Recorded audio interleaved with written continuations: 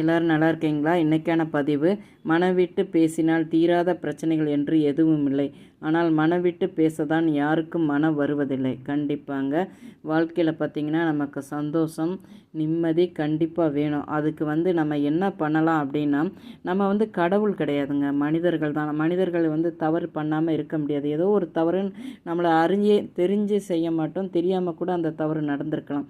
அந்த தவறை நம்ம வீட்டில் உள்ளவங்க, குடும்பத்தில் உள்ளவங்க அதை பெருசுப்படுத்தாமல் அந்த தவறை எப்படி சரி செய்யலாம் அப்படின்னு சொல்லி உட்காந்து பேசணும்.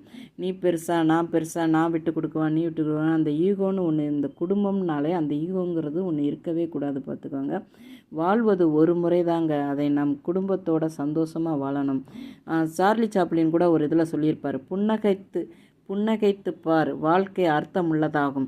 அந்த மாதிரி தாங்க நம்ம வாழ்க்கையில் புன்னகையோட சந்தோஷத்தோட வாழணும். இது பிடிச்சிருந்தா பார்வதி வீட்டு சமையலுக்கு ஆதரவு